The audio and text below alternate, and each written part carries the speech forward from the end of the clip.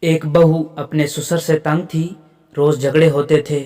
خامد جیسی گھر میں قدم رکھتا تو بیوی شروع ہو جاتی تھی کہ تم اپنے ابا کو گھر سے نکال دو، مجھ سے ان کے کام نہیں ہوتے، یہ بوڑھا تھوکتا ہے، سارا دن کھانسی کرتا ہے، مجھے گھن آتی ہے۔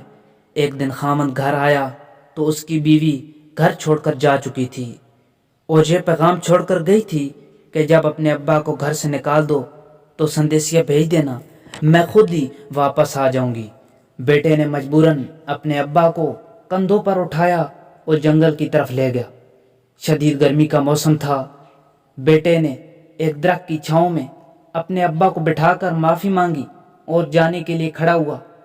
باپ ایک مرتبہ رویا اور پھر مسکرانے لگا اور آسمان کی طرف ہاتھ اٹھا کر بیٹھ گیا۔ بیٹے نے پاس بیٹھ کر رونے اور پھر مسکرانے کی وجہ دریافت کی تو جواب ملا، بیٹے میں نے بھی اپنے باپ یعنی تمہارے دادا کے ساتھ یہی سلوک کیا تھا۔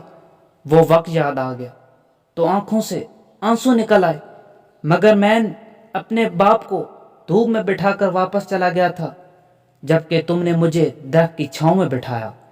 اس بات پر مسکرا دیا کہ میں اپنے باپ کی نسبت خوش نصیب ہوں۔ یہ سب سننے کے بعد باپ بیٹا ایک دوسرے کو گلے لگ کر رونے لگے۔ بیٹے نے باپ کو واپس کندھوں پر اٹھایا اور گھر آ گیا۔ بیگم کے گھر جا کر کہا، میرا باپ میرے پاس ہی رہے گا، میں اپنی آخرت اور بڑھاپا اپنے باپ کی طرح تباہ نہیں کر سکتا۔ یہ سب کہنے کے بعد سارا قصہ بھی بیان کر دیا۔ یوں بیگم بھی اگلے دن واپس آ گئی اور سسر سے معافی مانگ کر خدمت شروع کر دی۔